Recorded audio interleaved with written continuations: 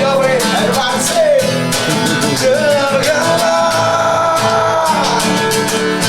Kata manis saja.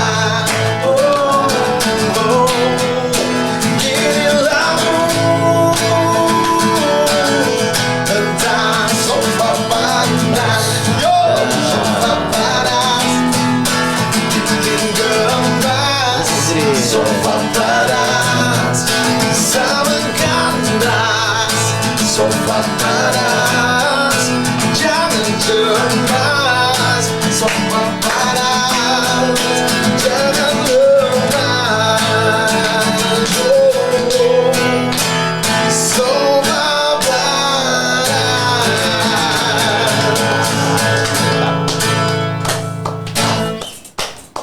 Kebanyakan tepuk tangannya gue. Ngomong-ngomong, jambul nih. Iya, jambul. Dulu zaman gue kecil tuh ada tuh baca komik Rintintin. Tuh rambutnya kayak lo gitu.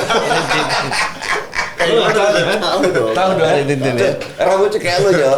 Lo ada aja tuh rambut diapain lagi. Tadi malam gue lihat ketemu lo, gue mau komentar, gue lupa tuh. Gue bilang sama Pak Andi kan. Lebih tua lagi Flash. Rintintin. Rintintin gue bilang gitu kan. Lebih tua lagi nih, lebih tua lagi 5 sekawan ya. Kacau. Kacamata baru lagi tadi malam nyala kacamatanya lampu neon. Sekarang gelap bener. Ini yang lama. Gue pikir beli lagi. Wah, makin kaya aja gue lihat nih Sonyak di Cilegon. Satu-satunya orang yang berjaya di Cilegon cuma dia nih. Nggak ada lagi yang lain. Karena warna rambutnya juga sih emang. Nggak, emang hokinya luar biasa di Cilegon nih. Udah mau beli rumah. Kita beli mobil yang beli ini rumah mau beli. Aduh, kacau juga. Ya oke. Assalamualaikum warahmatullahi wabarakatuh. Kita jumpa lagi dengan podcast, salah satu podcast kesayangan Anda. Sofa Panas, persembahan dari KSP, Krakatau Sarana Properti, tetap dari studio Cilegon, Banten. Oke, seperti biasa ada teman saya juga. Assalamualaikum warahmatullahi wabarakatuh. Apa kabar? Bertemu lagi bersama saya Chef Haryo dan Bung Ari Sudarsono di Sofa Panas. Kali ini kita kedatangan tamu nih. Siapa, Mas? Nah, ini tamunya gini nih. Sebagai pebasket nih, gue sebagai pebasket, temen gue banyak, junior gue banyak. Tapi pebasket yang mantan model. Tapi bukan model-model, dia model aja. Pebasket yang punya profesi sutradara film. Dan gue baru tahu ini, temen gue ini sutradara top juga di Indonesia. Baru tahu gue. Pernah ngajakin gue main film, sampai sekarang gak kejadian. Ngomong aja gue bilang, Toto bukannya film sendiri. Kayaknya meledak nih filmnya nih. Ray Nayon. Selamat dulu kita, selamat datang. Apa kabar lo? Baik. Kemana aja lo gila? Ada. Gue nyariin lo gak nyariin gue. Baik. Ya nih, Rina Yohan, Manado ya? Ini yang ngomong sofanya panas beneran kayaknya. Panas banget sofa nih. Belum apa-apa udah digas. Lo nggak bawa setrikaan kan? Enggak. Bisa licin nih, ntar lagi. Sofa panas dan licin dong ya. Oke. Re, lo kemana aja? Ada Om Ari, ada. Kemarin ini memang kayaknya kita jadi nggak selapangan kemarin tuh gara-gara beda geografis aja nggak ketemu. Bukan beda prinsip. Guys. Dia nggak usah basi lo, gila. Pebasket juga. Iya banget. Lahir di mana pebasketnya? Mikrofon. Gue sih main basket sebenarnya dulu sama adenya. Sama Pelita Jaya ada dulu Indonesia Muda. Ikutan. Ada Iya. anak YPK. Jadi dulu tuh zamannya tahun 90-an tuh zamannya Om Ari lagi sibuk-sibuknya sama basket di TV tuh gue penonton setia. Jadi salah satu lu nggak bilang sama gua? Ya malu lah ngomong gengsi gue. Gila ngomong masa. Kalau lu sekarang nonton gua, kalau gua tahu lu nonton kan gue terus gua nggak tahu lu sutradara juga soalnya kan. Aduh gimana sih? Ya sebenarnya sih kalau soal belum film sama lo sih tinggal waktu aja Om, ini tinggal masalah waktu aja. Gitu ya? Enggak, gua bilang begini sama Dana, gua bilang jangan-jangan orang udah nggak percaya sama gua kualitas main gua nih. Dia nggak tahu film gua kemana-mana diketahui orang mulu. Makanya gue suka lu, gue tahu gitu karakter lu kan gue nontonin di film-film Nayato. Adegan panas lu aja gue apal tuh. Anjir. Kayak gimana tuh? Anjong. Dibuka kan? Anjong ya. Kita anjong tuh. Anjong. Anjing panjang tuh anjong. Gimana? Ya adegan lo yang di film 18 plus itu kan banget. Beneran judulnya 18 plus. Asli, gue malu tuh.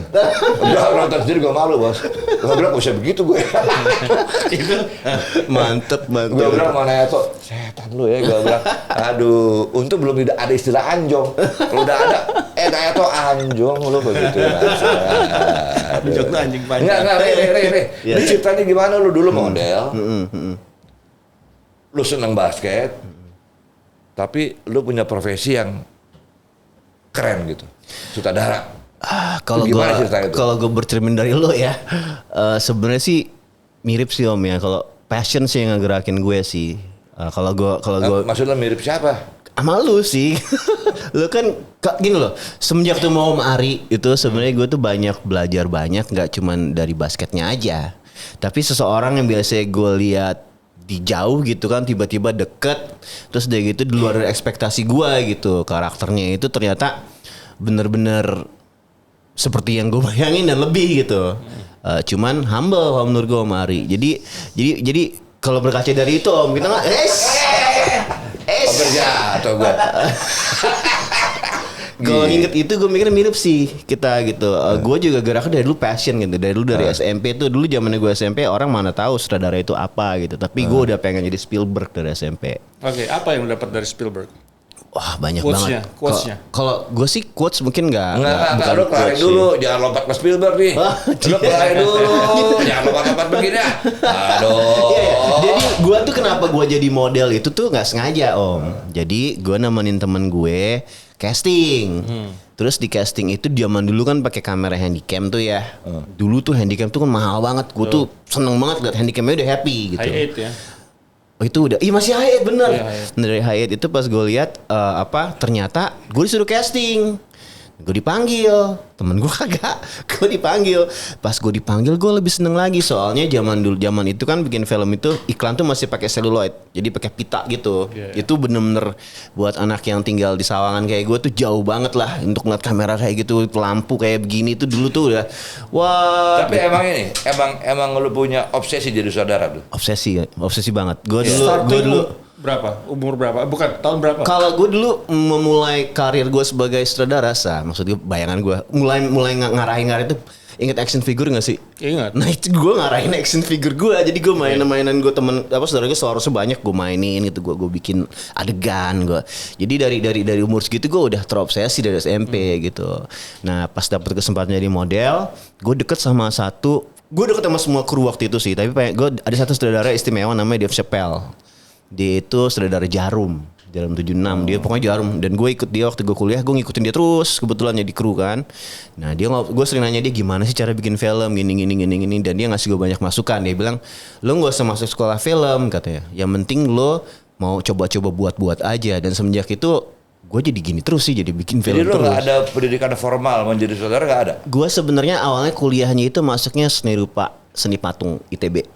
Oh, lu Waktu ITB. kuliah. Karena waktu gue mau masuk IKJ panas di IKJ waktu itu lagi panas, maksudnya lagi panas, emang waktu itu lagi konflik. Ada IKJ sempat ada stigma kalau mereka dulu tuh sarang narkoba tahun berapa lah itu. Tahun 93, 94. Iya 9, gue sih 96 waktu itu. Ya. Jadi pas Selesai lo di ITB selesai?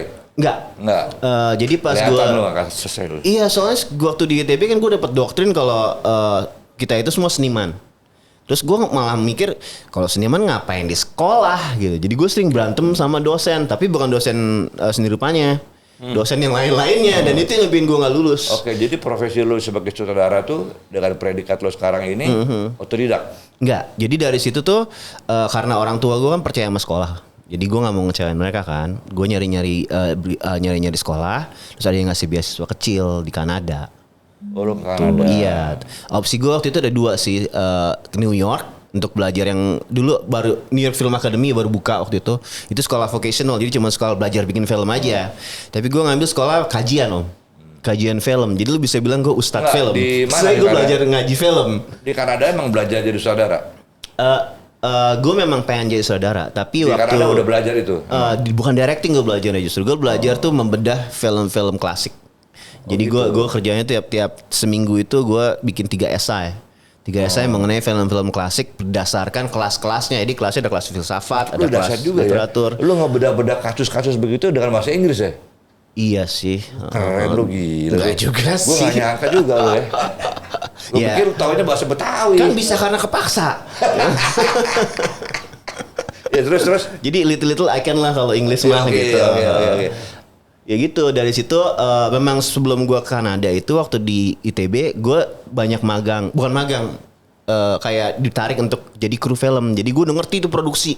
Waktu gua ke Kanada, gua pikir kalau gua udah ngerti produksi, berarti gua harus ngerti yang orang lain gak ngerti. Yaitu adalah esensi si film itu. Makanya gua belajar mengkaji film, Om. Gitu ceritanya. Dari Kanada kemana? Balik ke Indonesia lagi, karena memang tujuan gue bukan untuk tinggal di luar kan. Gue memang pengen Berapa lama di ngembangin sana? sinema Indonesia. Di sana tuh hampir 5 tahun, 4,5 tahun. Lama kan. juga ya. Lumayan. Yang gak enak di Dapat- Kanada, gue dapat- rasa ternyata Gila. kita sama ya. Jauh banget ya Kanada tuh ya. Enggak, bukan. Jauh banget. Lu 5 tahun dapet dong. Apa tuh? Oh, Selimut winter. aduh, Selimut winter. sayangnya gue. Apalah istilahnya gue tanya cuma dapet kan? Nah, masalahnya di Kalau sana nggak dapet, udah lah, lu jangan ikut-ikut gue lah. Kalau gue setahun ini udah dapet. masalahnya saya pikir gue cuma film mau basket doang Om. Jadinya gue di sana ikutan varsity. Oh iya. Tapi di sekolahan. nggak masuk tim karena paling Banyak pendek di banget situ mainnya, banyak banget dan waktu itu mainnya. lagi naik banget memang Kanada itu waktu itu anak-anak lagi jago-jago banget jadi jago-jago Jadi lu banget sih. belajar basket di Kanada dong sebenarnya. Gue belajar basket di sini sama adek lo di Pelita Jaya. Lu mesti bilang iya. Sebelum- lu mesti bilang gini. Dia kan pakai kamera bilang. Saya belajar basket waktu di Kanada juga. Mesti bilang Oh, gitu oke. dong. Saya belajar basket di Kanada juga sih Lu sebenarnya. ngibul apa namanya juga saudara. Ya kan. Waduh bener juga gue bisa ngibul padahal. Oke, terus balik ke Indonesia. Balik ke Indonesia. Mulai itu berapa predikat saudara atau masih Nah, ini panjang perjalanannya. Jadi waktu gua datang itu lagi transisi dari film ke digital Om. Jadi itu orang-orang baru mulai shoot. Jadi selesai gue kuliah itu lulus, itu orang-orang baru sini pakai Mark D 5D kayak gini. Si digital itu baru pecah. Jadinya untuk filmmaker itu susah. Mereka harus milih film atau digital. Jadi gua waktu itu era itu gue milih digital. Yang masih belum ini ya. Jadi gue milihnya digital yang independen. Jadi gue kenalnya tuh filmmaker grassroots semua yang dari daerah-daerah yang baru bisa bikin film. Jadi gue waktu itu geraknya gue ada organisasi namanya bumbu.org. Kita bikin ngumpulin filmmaker sekeliling Indonesia dari Sabang sampai Merauke. Kita muterin dulu kan nggak ada YouTube. Jadi kita bikin festival. Kita muterin Indonesia, ngumpulin, ngobrol, ngobrolin film mereka dan segala macem gitu. Di Oke, situ gua sebelum ketemu kejauhan sama nih, sebelum kejauhan. abang lo. emang lu dulu model? Sekarang juga mau nih kalau gue pengen kembali ke modelan Emang lagi lagi nih cari biar banyak gampang. pada model tua nih sekarang. Model-model tua ya. Oh, iya. Klasik lagi ya. Mau tuh. Iya. Kalau ada gua ikut juga lagi gitu kan. Enggak, lu dulu model bener. Iya beneran. Gara-gara itu gue dibully di sekolah juga Sebelum sih. Kanada? Iya SMA. SMA ya? SMA dari gue tuh. Tapi lu di SMA kayaknya primadona juga lu ya? Oh banget. Wih, bahaya nih. Lihat potongannya sih bersayap, Bos. Iya. Wih. Sayangnya gue geek ya. Terbang kiri, Jadi- terbang kanan. Naik ke puncak gunung. Nah itu gue belum ngerti tuh. Gue belum Aduh. ketemu lu soalnya. Gue belum ngerti tuh terbang. Tapi gue udah ngeliat gitu. dari atas. Oh, ini calon gila juga nih. Cowok gila juga. Berarti dia gila duluan ya. Gitu ya? Iya. Gitu dari dulu. Tapi ya sekarang kalau mikir-mikir teman-teman gue era itu model-model udah beken semua, nggak ada yang ingat sama gue kali. Tapi bagus, gue suka. Gue dulu pernah satu iklan sama Dewi Sandra. Jadi Oh, ya? yang kayak level itu waktu itu gue udah pernah ikutan gitu. Jadi kaget juga sih. Kadang-kadang emang mesti nyesel begitu. gue mesti gue model aja kali ya. Berarti lo pria sejati. Ish. Ya sekitar tahun 2004-2006 pasti. Iya kan? Iya. Modeling gue tahun 90-an, 2000 awal. 2000 awal. Gitu. Itu Lo gue pria lagi- sejati bang asli. Apa Karena lo coba semua. Ya kan? Iya. Dan gua nggak usah lo tanya lagi, gua nggak usah nanya mau lagi. Dari sekian lo coba, pasti ada lo coba juga yang lain gitu kan? Lo nggak usah nanya lagi Coba lah. apa Dan nih? lo jangan nggak usah bilang enggak juga. Nah, lo balik ke Jakarta terus dari lo model, terus lo ke Kanada, tapi di ITB dulu. Ini secara singkat ya, lo punya perjalanan hidup nih. Terus balik ke Jakarta, makin menekuni film lah ya di situ kan, gitu kan. Terus mulai bikin film atau gimana? Gue bikin film pertama itu kalau yang profesional itu di tahun 2010-an. Itu gue sutradara sendiri, nulis sendiri, berdua sih nulis. Bisa dibilang gue dari nol di situ tuh. Gue nulis juga? Iya, harus. Kalau gue memang sebenarnya storyteller, jadi basic dari nulis sebenarnya. Tapi medium yang gue suka film. Nah itu tahun 2010 itu gue ketemu sama produser dari Amerika. Dia itu namanya Brian Yusna, dia itu produser film Honey I Blew Up the Kid kalau tahu dulu itu sempat bukan. Terus dia tuh partneran sama ada namanya Sanfu Malta dari Belanda. Waktu itu dia baru menang Oscar buat The Black Book. Pas ketemu mereka itu gue bener-bener belajar jadi filmmaker beneran. Maksud gue sebelumnya gue cuman mahasiswa film, penggiat film, pencinta film. Ketemu mereka, gue jadi filmmaker beneran. Karena mereka ngasih tahu kalau lo mau hidup dari ini gitu, kalau lo memang passion di sini, lo bisa gitu. Lo tinggal lakukan aja. Pengertian Gitu. filmmaker apa nih? Lo produser atau apa? Enggak, kalau filmmaker itu sebenarnya kalau dari yang gue pelajari dari Brian Yusna dan Sanfu itu adalah seorang yang menceritakan film melewat film. Jadi nggak cuma itu aja, kita hidup dari film. Jadi kita mikirin penonton juga, nggak cuma ideologi kita aja gitu. Gitu sih sama ini sama mereka ya. Itu zamannya CGV baru buka di Jakarta. Jadi 2010. Itu film pertama tuh. Iya, Omnibus itu gue sama sekarang udah beken tuh mau Brothers, Robi Artanto, terus Mas Rako juga ikutan di situ Mas Riri. Jadi ada kayak kompilasi film pendek horor Indonesia waktu itu. Di era lo tuh siapa sekarang yang terkenal nih? Wah, semuanya sih. Mau Brothers, Kimo sama Mo, dua-duanya Kimo sama Timo tuh temen gue juga dulu seangkatan waktu itu, mereka ada duluan lebih naik karena mereka memang kerja di komersil terus. Kalau gue kan ada unsur gue mau budayanya juga deh gitu, makanya dan gue sempet ditarik Mas Gaharin dulu dia kan bikin workshop, gue jadi programmer workshopnya dia waktu itu. Nah itu memang makan waktu gue jauh dari produksi film sih. Sama geng IKJ? Banyak dong teman-teman lu situ. Banyak banget. Karena geng IKJ itu banyak yang megang gua dulu. Iya. Banyak bener yang megang gua anak-anak IKJ itu. Iya kalau misalnya Hari Dagu gitu ya, itu senior sih. Gue tahu sih cuman. John Derantau juga. John Derantau deket banget dia. Gue udah anggap abang kalau John Derantau. Memang dia salah satu yang narik gue di bawah ketek dia. Ya gitu maksudnya. Bener yang paling marah sama gua John. Oh. Begitu gua nggak mau syuting lagi, John yang paling marah. Iyalah. Gue juga marah sih sebenarnya. Kenapa sih lu nggak mau syuting lagi lu? Enggak, lo John lain motivasinya. Lo 3 kali lagi ikut gua, putus Roy Martin gitu. Nah, gue setuju sih. Kenapa nggak digas? Gue bilang males gue. Kalau dia bilang lo, anak-anak Setiabudi temen gue juga. Iya tahu Mas Anang tahu ya. Itu juga gila tuh, nggak ada kompromi juga tuh orang. Tapi itu senior gue semua, maksudnya di atas gue semua. Anak Setiabudi itu juga, aduh capek juga gue, sama jam juga tipis-tipis tuh. Iya. Tapi dia seger terus, tahu sendiri kan, lo tahu sendiri. Yes. Ada obat-obatnya emang. Gali sumur terus. Iya, gali sumur. Iya kan, karet pendek. Iya. Kalau untuk seorang sutradara itu apa betul sih dia pure membuat film atau harus memikirkan sisi bisnisnya? Ini pertanyaan bagus banget ya. Soalnya ini yang gue alamin sekarang nih di film gue yang baru ini Teman How Tidur. you survive dengan Apa namanya film lo yang baru? Teman Tidur. Itu gue juga, lo nyari judul lo juga gila tuh. Nah kan, judul tuh sebenarnya bukan sesuatu yang gue tentuin. Walaupun seringkali pada akhirnya. Kenapa nggak Teman Bobo?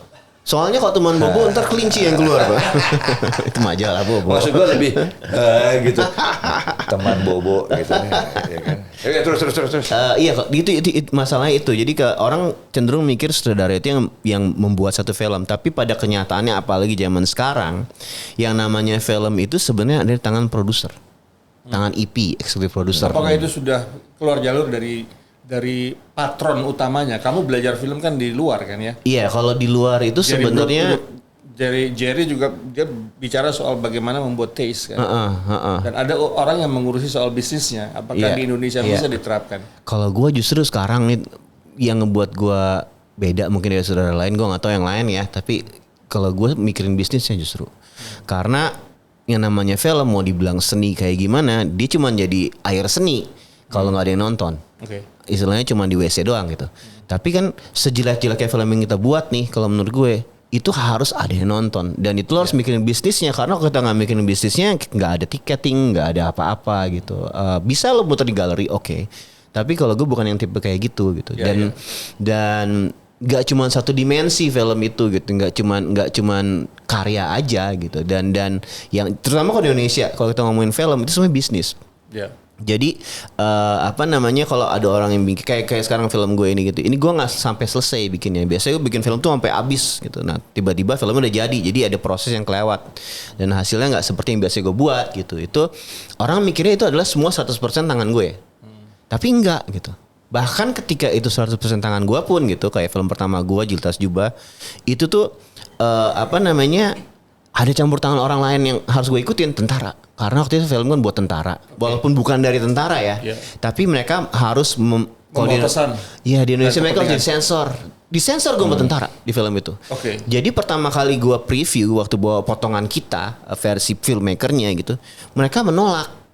Karena menurut mereka, karena kan filmnya kan waktu itu pokoknya teknis banget lah. Iya. Terus akhirnya mereka minta yang jadi cerita lebih gampang diterima. Akhirnya gue harus ngikutin taste mereka gitu. Ray, ini pengalaman gue di Indonesia, gue cukup lama juga kan terjun di film. Ya kan? Yes. Produser-produser nih, dalam menentukan sutradara, itu ada hal-hal yang sifatnya pribadi atau benar-benar karena bisnis? Kalau di kasus gue cukup beruntung karena berhasil membuat orang percaya sih ya. Karena bener. Favoritisme itu sekarang udah lebih kejam lagi Om. Kalau dulu contohnya nih, pernah gue ada satu film FTV lah, satu PH ya, pemainnya udah siap, semua siap, sutradaranya belum ada. Iya. Iya kan? Iya. Gue tanya dong, sama astradanya gue tanya sama asisten sutradara gue, ini nunggu apa lagi? Cari sutradara, mesti negosiasi. Gitu. Lo gila lo, kan udah ada bahannya tuh, udah ada udah ditulis kan tuh, sinopsis segala udah ada, kirim aja siapa yang bisa jalanin udah gitu kan. Soalnya kesayangannya dia belum mau megang, sampai kayak gitu tuh. Iya benar. Kalau PH besar kan memang kita lihat nama-nama saudaranya sama aja, itu aja gitu. Dan investor biasanya akan nyari filmmaker yang istilahnya namanya udah nama yang selalu muncul gitu. Itu makanya gue bilang tadi. Cuma begini Ray, faktor X-nya banyak banget. Banget. Iya kan? Bener. Apakah ini hanya di Indonesia atau di luar juga begitu? Kalau di luar beda Om. Jadi contohnya gini, kayak gue nih, gue jadi produser sama lo. Gue mari aja deh. Kualitas belakangan deh. Yang penting gue bisa atur bayarnya kapan aja gue bisa bayar, terserah, dia juga nggak apa-apa. Bisa begitu tuh. Bisa banget. Dan itu gilanya Indonesia. Maksudnya semua tipe yang kita bayangin mengenai pola kerja sama antara saudara dengan PH nih ada macam-macam ada. Kemarin ini kalau kita ngomong soal masalah ini yang aneh ya. Kalau tadi kan belum ada saudara nih, udah ada pemain. Ini udah ada saudara nih, udah jalan di tengah produksi, saudaranya dipecat. Itu sering tuh. Itu diganti. Maksud gue kan berarti buat produser, buat PH besar gitu, saudaranya nggak ada artinya.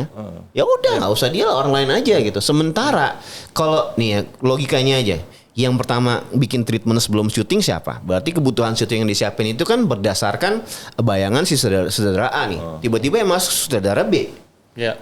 Terus udah gitu, saudara B ini yang gilanya, filmnya laku. Dia nggak nyebut kalau ini adalah dulunya saudara A yang bikin.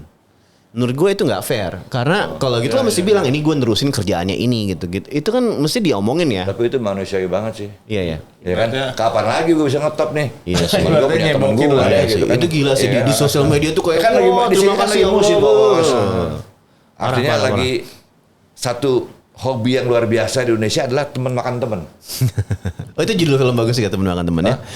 Setuju ya? Film zombie tuh. Teman makan teman Tuh, lucu itu hobi yang luar biasa di Indonesia tuh, tuh. teman makan teman di mana-mana kayak begitu sekarang. Iya. Ya nggak bos? Iya. Jangan ketawa aja loh. Langsung dimakan. Oke. Tadi soal pertanyaan asik ya sudah dijawab. Terus bagaimana kamu bisa survive di kondisi perfilman Indonesia? Karena begini, saya melihat sebuah film bagus dalam pengalaman saya. Jadi film itu adalah pengalaman pribadi yang terwakili oleh gambar kan ya dan cerita. Ya. Tapi kondisinya masyarakat kita nih, maaf, mungkin belum intelektualnya belum sampai ke sana. Nah, dengan film-film idealis dari sisi bisnis, nasihatnya begini, udah ikut arus aja, apa yang laku itu kamu main di situ. Tapi kamu sendiri punya sebuah idealisme yang gua harus bikin, ini sebuah karya. Itu baru film, Bos. Bagaimana bisa berkompromi dengan keadaan itu? Itu baru film. Iya, iya. Ada istilah itu yang Chef Harry bilang tuh, ikut arus. Itu nggak di film aja, di semua bidang ikut arus aja. Olahraga juga ya. Tenggelam deh lo gitu kan, kira-kira gitu kan. Iya. Padahal definisi idealis itu adalah memang idealis, emang nyaman gitu ya. Lu bekerja nyaman dan menghasilkan. Gue sebenarnya jujur aja ya, gue belum pernah kerja sama PH yang kayak gitu yang nyuruh gue ikut arus gitu. Jadi gue nggak tahu kayak gimana. Lu masih punya idealisme berarti ya? Kalau misalnya sekarang nih setelah mengalami ini, kalau gue tiba-tiba mau aja gue disuruh bikin film A gitu sama PH besar gitu, mau aja gue. Tapi sesuai nggak itu sih tetap gue mau nggak mau. Berarti lu masih ada idealismenya lo. Aduh, dibilang idealisme nggak juga, bego aja sih gue kayaknya ya. Nggak juga. Nggak, lo nggak boleh bilang begitu. Iya. Nggak, jangan. Gue kalau dapat nasihat dari His, bener Pak, saya siap. Jangan. Harus dengerin orang tua. Iya. Sebenarnya para pekerja seni atau siapapun yang statusnya pekerja di Indonesia itu nggak ada yang bego. Yang bego bos-bosnya. Dan tidak mengerti dunianya, tidak mengerti profesionalisme. Yang bego itu bos-bosnya. Iya. Idealisme, profesionalisme, bisnis, apa jadi satu dicampur-campur jadi gaduh-gaduh nggak jelas nih. Ya kan? Cuman ada satu kalau di film Indonesia dengan film Indonesia ini ada satu hal yang kita sering luput sih. Penonton itu nggak bego sebenarnya, tapi mereka nggak teredukasi kalau menurut gue. Maksudnya teredukasi bukan kan? sekolah, maksudnya mereka nggak punya kesadaran kalau film Indonesia itu tuh baru belum sampai 100 tahun umurnya. Okay. Tapi ekspektasi mereka itu Hollywood yang udah lebih dari 100 tahun. Iya. Sekarang udah lebih berarti. Artinya ada gap yang besar antara film A dan film B. Jadi mereka sama nih pikirnya bahwa PH sekarang bikin horor cuma karena cuan. Padahal sebenarnya di balik itu tetap ada otak-otak dan idealisme yang bergerak gitu. Tapi karena kita udah keburu pasang kacamata kuda gitu. Dan gue nggak tahu kenapa julid banget orang Indonesia ya netizen tuh ya. Julid banget. Dulu kan main basket. Ngapain ke film? Di basket juga begitu. Kenapa lu contoh di film? Di basket kan dia kelihatan di basket nih. Tapi saya percaya dengan perubahan. Tapi saya percaya dengan perubahan. Oh iya sama. Tunggu nih. Makanya ada sofa panas. Gue percaya gue. Bener. Lu aja pakai kaos Utah Jazz tuh. Lu nggak pakai kaos aspak kayak apa kayak Susana kuntilanak 1000 tusuk. Ini sebenarnya ini udah satu pertanda bahwa apresiasi produk nasional itu Indonesia untuk segala hal. Omong kosong. Iya. Tapi di selain itu Om ya maaf ya, menurut gue merchandising di film basket masih jelek yang lokal dan susah dicari gitu. Iya, kan?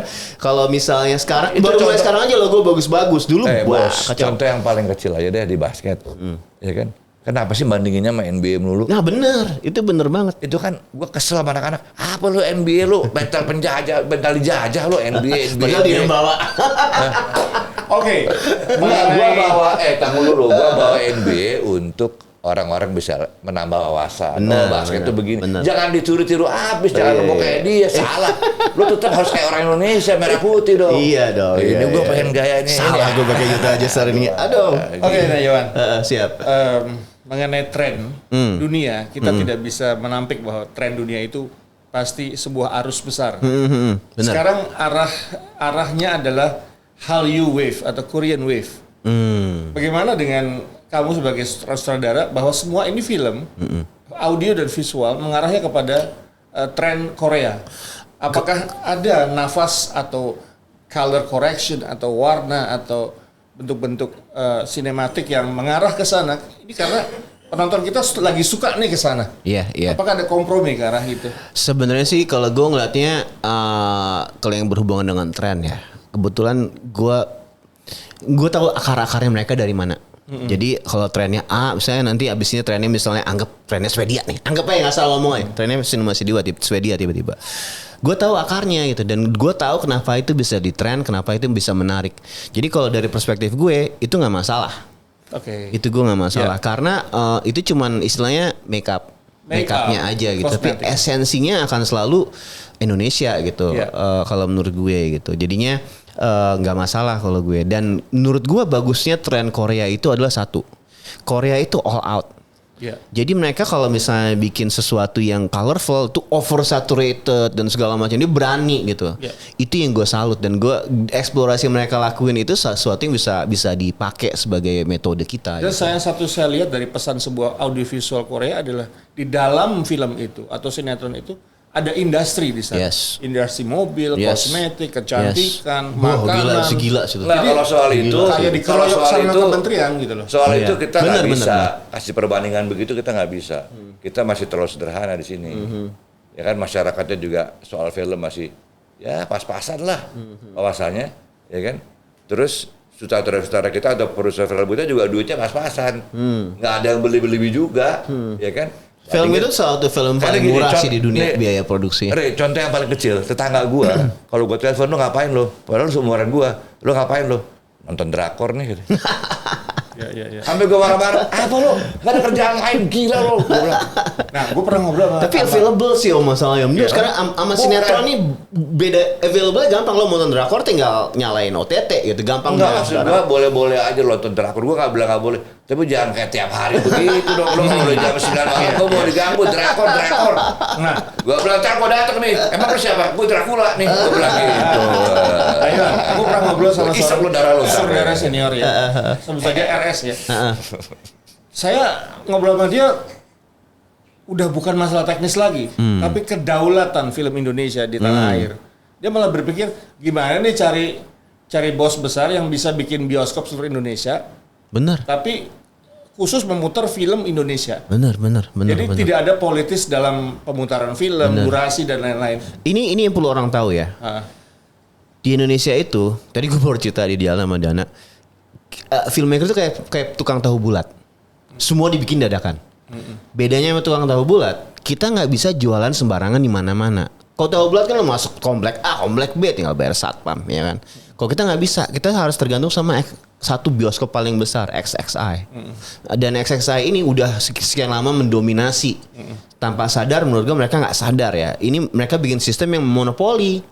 Kalau di luar sangat sadar itu. harus dibandingkan sama luar, kayak gimana di luar supaya kita tahu polanya ya. Kalau di luar itu bioskop itu ada macam-macam brandnya. Terus film lu bisa muter sebulan. Sebulan di 21 itu kita cuma dapat satu weekend untuk dilihat performanya. Iya. Alasannya untuk berbagi dengan film Indonesia lainnya. Iya. Dan kita bersaing sama film Hollywood yang satu bioskop kadang bisa 4 studio Hollywood semua kadang-kadang. Iya. Kita cuma dapat satu. Jadi kita tuh cuma kalau dihitung performanya, kalau sampai Kamis nggak memenuhi kuotanya mereka, kita digeser. Apakah XXX itu yang bioskop besar itu adalah kaki tangan sebuah industri besar dari Hollywood? Enggak. Tidak. Itu kalau menurut Tidak gue sih sejauh itu. enggak ada teori konspirasi. Kalau gue mengamati sekarang, gue menyadari mereka justru mikirnya kita nyoba kasih kesempatan. Kalau di bioskop A ini nggak laku, kita geser ke samping sampai akhirnya nggak ada sama sekali dari 21. Tapi mereka nggak mikir kalau justru perlu satu tempat supaya orang bisa datang ke sana terus. Jadi kalau kita promo gampang. Film gue sering banget film gue nih. Re, film di mana sih gitu? Ini temen nih, saudara. Gue bilang ada di sini. Pas mereka ke sana udah nggak ada di bioskop gitu. Karena bukan karena filmnya turun, tapi karena digeser. Karena menurut mereka nggak perform gitu. Sementara kan untuk bisa perform, perasaannya kayak gini dong Mari.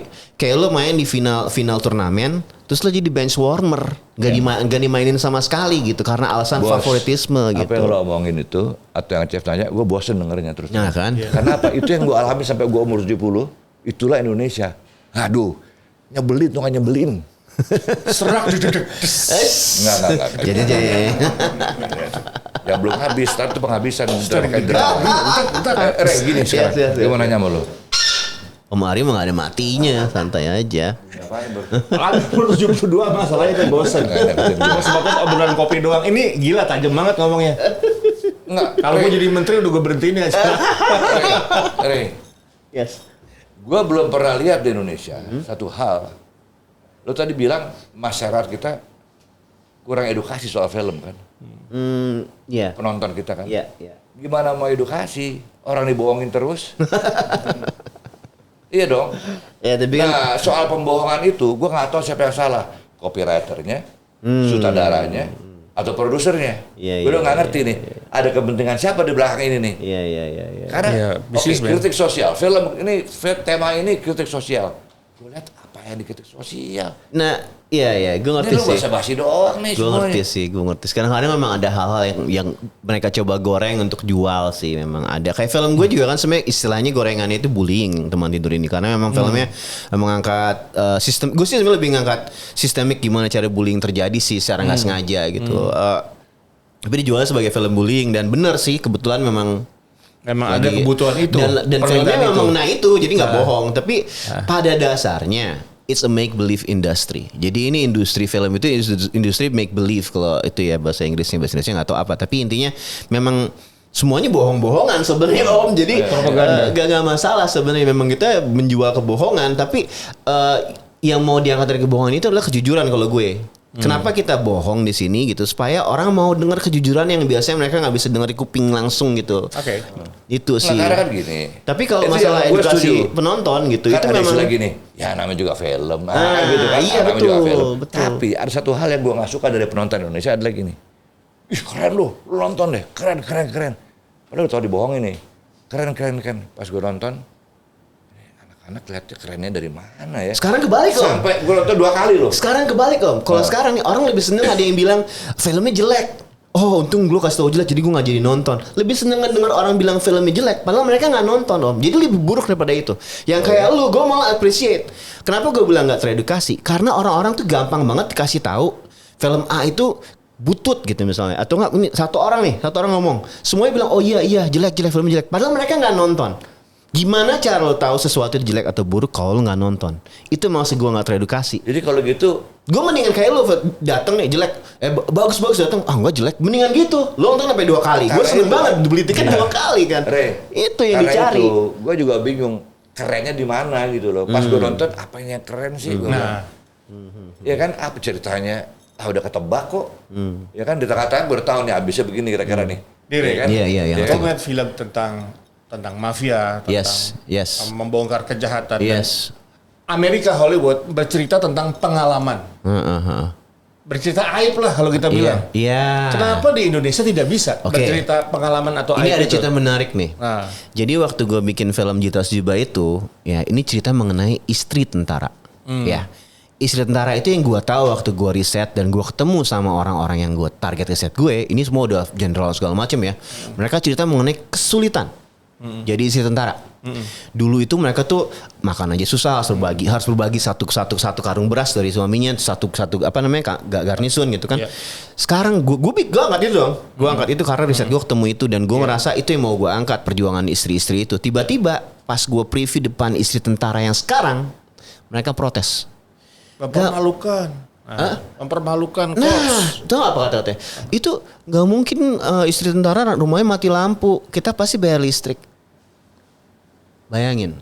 Padahal ya ini kan terus kenapa That's gitu? true story. That's Kalau a true Amerika kok story. bisa menceritakan Dan itu tentang- yang ngomong itu yang bisa bayar listrik memang gitu. Waktu gue riset aja di Natuna itu memang bayar pret. Iya, Jadi itu memang masih ada kenyataan itu, Iya, tapi iya. karena para pembesar itu bilang yang nggak ada. Itu loh. Jadi bisa bayangin dikatakan loh, bayangin hypocrite ya? cita-cita gue nih. Ah. Cita-cita gue tuh bikin film polisi korup. Cita-cita gue. Pengalaman gue bikin dokumenter buat polisi, gue dilempar botol aqua. Lu bayangin, gue bikin ini gue ngomong nih, ini nih yang ngaku pelayan masyarakat nih ya, oknum itu gila. Gara-garanya cuman, ini gue buka aja bodo amat deh. Gara-garanya cuman sebenarnya, jadi gue waktu itu gue bikin dokumenter buat mereka nih, buat polisian. Terus udah gitu tuh, Buat siapa? buat kepolisian. Yang kenceng dong ngomongnya. Gue takut ditangkap Om. Kemarin Augie juga masuk penjara gara-gara begini gitu ngomong gitu. Tapi nggak apa-apa. Maksud gue ini oknum. Nah itu bayangin gue lagi pitching. Maksud gue adalah lo nge-hire gue sebagai seorang ahli komunikasi, ya. Terus udah gitu gue ngasih masukan nih. Gue ngasih lihat tentara yang polisi yang muda. Kenapa? Karena kita mau ngasih ini ke demografi anak-anak muda dan lo mesti lihat semangat mereka ketika mereka bercerita. Gue ngomong gitu. Dia bilang enggak, ini mereka nggak kompeten. Gue ngerti argumennya. Lama-lama, gue nggak ada maksud buruk. Ya ngobrol gini kan ya. Nah apalagi ya lo tau lah Indonesia kalau ini semangat ngomong ini kan. Dia kesel sama gue dilempar gelas aqua. Dan itu sekalian gue tuh wartawan, gak ada yang berani nulis. Lo bayangin tuh. Jadinya gimana gue mau bikin film mau gue buat. Padahal maksud gue bikin polisi korup itu gue mau ngasih lihat kenapa dia jadi korup. Karena situasinya, bayangan gue tuh pasti sesuatu yang korup itu karena sistem kan. Gak mungkin orang jahat gitu aja gitu. Kecuali dia iblis atau setan sebenarnya.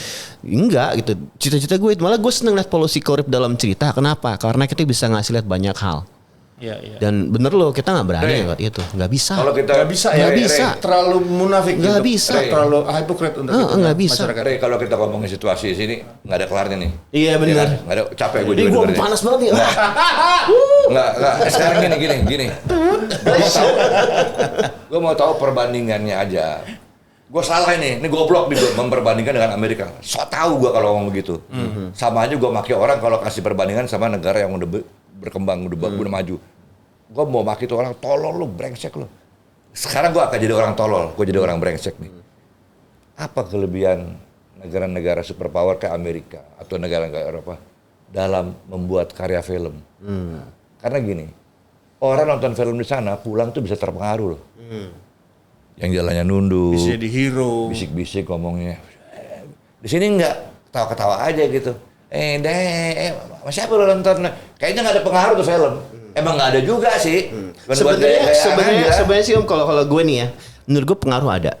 Cuman beda dampaknya karena film kita, gue sangat terpengaruh sama film Mas Garin Daun di Atas Bantal. Terus udah gitu film-film zaman dulu juga sebelum itu dulu ada, kalau ingat ada film yang Asrul Sani itu yang anak kecil ketemu sama 3 perampok, ya itu cerita standar lah. Semua itu ada tapi di lu luar. lihat film gue lo gak terpengaruh. Gila apa gue sampai mau berusaha melakukan yang melakukan di film itu tapi malu gue. Ceritanya nih adegannya nih. Gue lupa malah. Yang lu itu loh yang sama Wulan. Udah lah itu panjang cerita lain. Tapi intinya Wulan Guritno. Itu bercanda aja sama dia. Tapi apa namanya? Kalau gue mikirnya bedanya satu hal sih. Banyak mau terlalu banyak. Tapi yang pasti itu gimana sebenarnya dampak itu tergantung sama kita siap atau nggak nonton filmnya Om. Kalau gue perhatiin nih, kalau kita nonton film temen kita gitu ya, siapapun itu, pasti kita ada perasaan, iya bisa diterima gitu. Tapi kalau kita nonton film orang lain yang kita nggak suka apalagi gitu kan, pasti bawaannya jelek, gini, gitu. Nah itu sama kayak orang nonton film Indonesia, mereka udah mikir film Indonesia pasti jelek. Padahal sebenarnya sekarang nih faktanya dari tahun 90-an semenjak booming digital, film Indonesia ini merajai festival dunia. Merajai festival dunia. Kalau ngomongin dari tahun 2000-an Yang di Perancis ya? Mana-mana Om. Lo sebutin festival sekarang nih, festival Eropa tuh rata-rata dipegang sama Indonesia. Mental Survivor berarti. Semua yang tadi nggak kebayang bisa tembus, Sundance, Cannes, semuanya udah tembus. Maksud gue berarti sebenarnya film kita tuh lebih dari baik. Ada pengakuan. Bukan cuma pengakuan Om, dibayarin Om sekarang Om. Secara material banyak temen gue yang dibayarin bagus ya. Karena bagus filmmaker bagus. Oke, buka kartu. Orang Malaysia nih sekarang lagi banyak ke Indonesia untuk investasi film di Indonesia karena menurut mereka SDM Indonesia itu terbaik di Asia. Percaya. Korea animasi Om, animasi nih. Semua animator di Indonesia sekarang. Lo ngomong serial Korea Indonesia. Dulu produksi. Produksi dan ini kreator. Lu tahu kenapa? Ujung-ujungnya nggak enak. Pakai orang Indonesia. Jago-jago, murah lagi. Iya. Ya dulu. Tapi sekarang udah nggak cheap lagi Om. Sekarang udah nggak cheap lagi. Sekarang rate-nya udah rate Asia. Sekarang nih, gue lagi ada project animasi. Tadinya udah mau pitching nih orang Amerika ke sini. Gue ngumpulin animator karena gue tahu tadinya harganya segini. Tiba-tiba sekarang harganya udah harga Asia. Jadi udah gak murah lagi Om sekarang. Cuma yang jeleknya sekarang nih, buruknya yang gue simpulkan dari pengalaman gue ini, dengan harga itu gak ada yang mau gabung.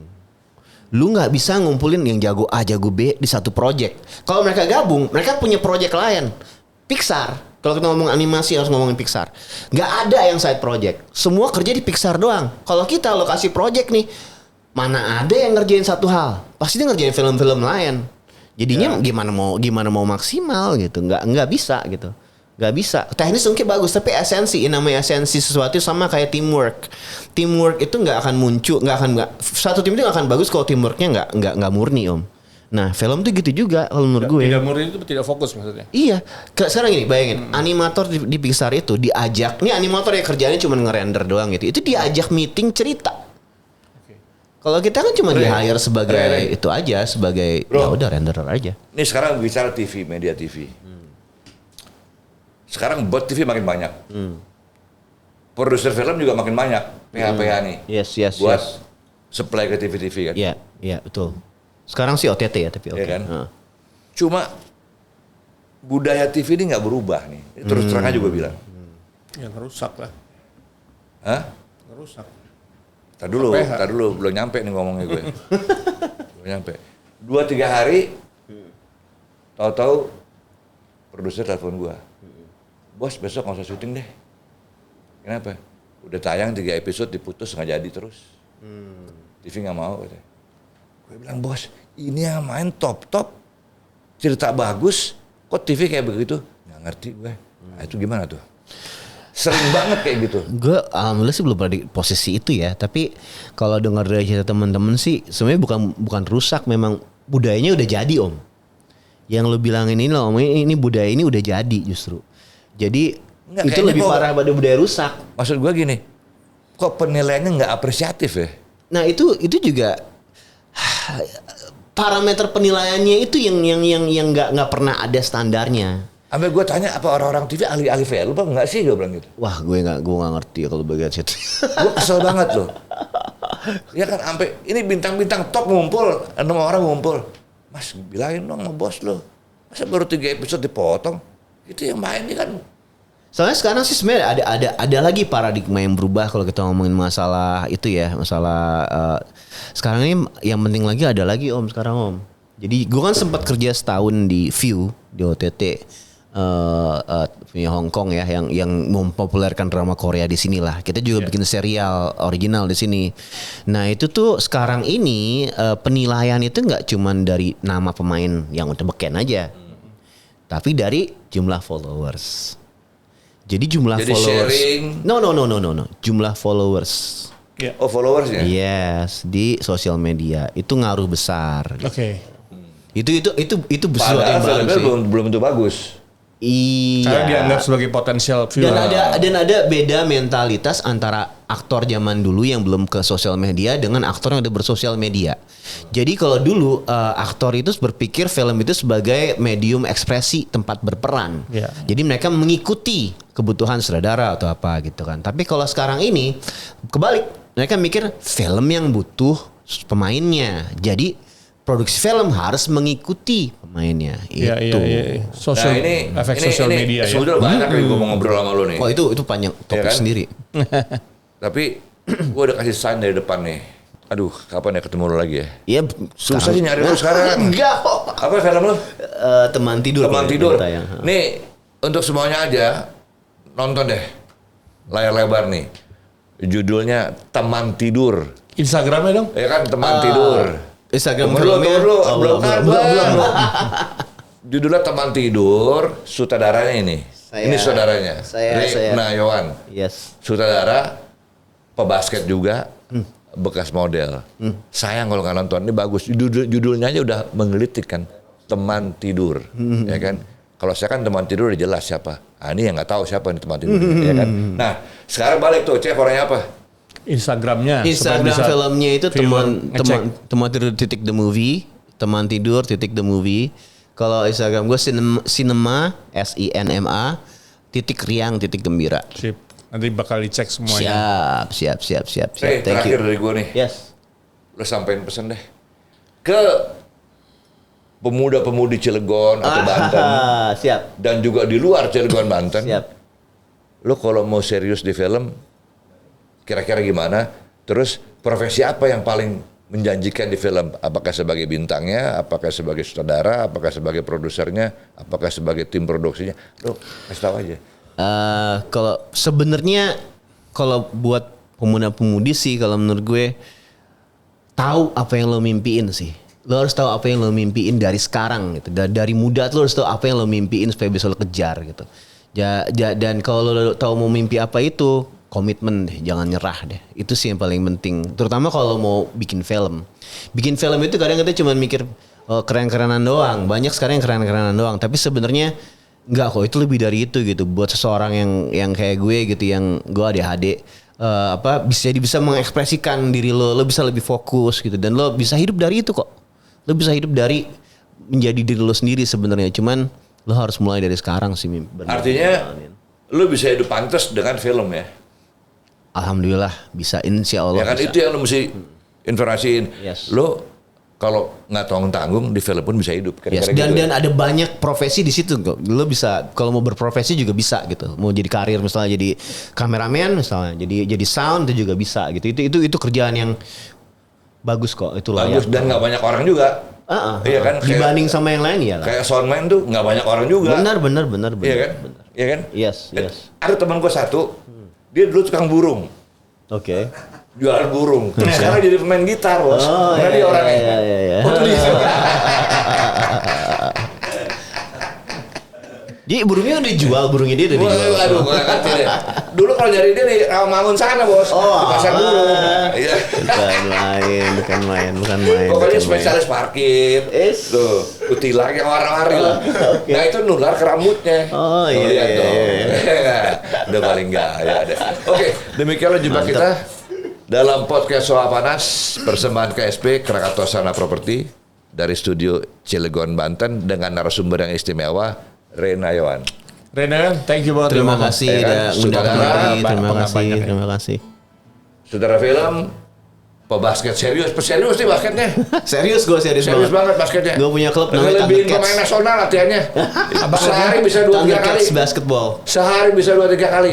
Sepatunya ada 80 biji di rumah. Ya kan? Yang terakhir bekas model. Yes. Tapi tidak model-model. Asik orangnya. Tidak model-model. Oke. Ciawario ada pesan? Saya pikir udah bagus semua. Mantap. Saya mendukung perfilman Indonesia untuk berdaulat di Amin. negeri sendiri. Yes. Dan saya positif, pasti ada jalan ke sana karena perubahan itu progresif itu sifatnya ke depan. Tuh. Oke, Bro. Siap. Thank you. Dukung Bos. film nasional. Oke, thank you. Yeah. Parkir break! Dengarkanlah di saja